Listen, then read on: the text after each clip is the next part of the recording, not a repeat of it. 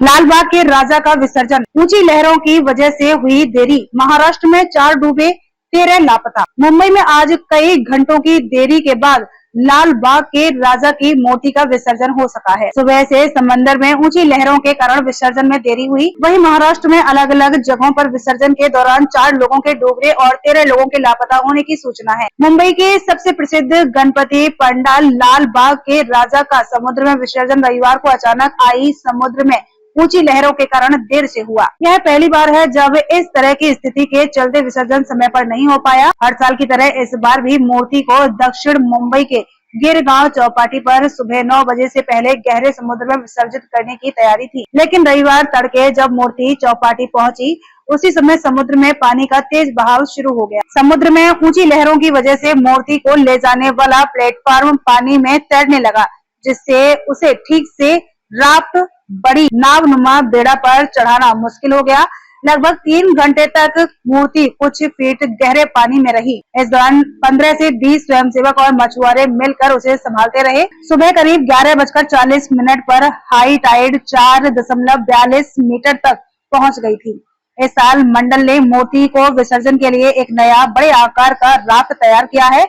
सुबह से ही हजारों भक्त गेरगांव चौपाटी पर अपने प्रिय बप्पा के अंतिम दर्शन के लिए मौजूद रहे। भीड़ को संभालने के लिए नगर निगम और पुलिस अधिकारी चौकसी के साथ निगरानी करते रहे। किनाका क्षेत्र में रविवार सुबह गणेश मूर्ति विसर्जन जुलूस के दौरान एक बड़ा हादसा हो गया, जहां एक करंट वाला तार मूर्ति को छू गया, जिससे पास खड़े 6 भक्त करंट की चपेट में आ गए। यह घटना खैरानी रोड पर करीब 10:45 पर हुई। घायलों को तुरंत पास के निजी अस्पतालों और साथ हिल्स अस्पताल ले जाया गया। डॉक्टरों ने दीनू सुकुमारन को मृत घोषित कर दिया है। सभी घायलों का इलाज पैरामाउंट अस्पताल में हो रहा है और उनकी हालत फिलहाल स्थिर बताई जा रही है। स्थानीय पुलिस ने घटना की जांच शुरू कर दी है और इलाके में बिजली विभाग की टीम भी तैनात कर दी गई है, ताकि आगे कोई हादसा न हो। वहीं पालघर जिले में गणेश मूर्ति विसर्जन के दौरान एक बड़ा हादसा होते होते टल गया। 3 युवक नारंगी जेट्टी ग्राम पश्चिम पर विसर्जन के दौरान पानी के तेज बहाव में बह गए, लेकिन रोरो नाव की मदद से उन्हें समय रहते बचा लिया गया। यह घटना शनिवार दोपहर करीब 3 बजे हुई। विसर्जन के दौरान एक युवक अचानक फिसलकर पानी में गिर गया। उसे बचाने के लिए उसके 2 दोस्त भी तुरंत पानी में कूद गए, लेकिन तेज धार और लो टाइड के कारण तीनों युवक बहकर जेट्टी से दूर चले गए। महाराष्ट्र मैरीटाइम बोर्ड के पोर्ट इंस्पेक्टर नवीन नेजाई को जैसे ही घटना की जानकारी मिली, उन्होंने तुरंत पास में मौजूद रोरो नाव के कर्मचारी आदेश नाइक को सूचित किया। नाव को तुरंत घटना स्थल पर भेजा गया। जल्दी ही नाव मौके पर पहुंची और तीनों युवकों को सुरक्षित बाहर निकाल लिया गया। यह रेस्क्यू ऑपरेशन कई एजेंसियों के सामूहिक प्रयास से सफल हुआ।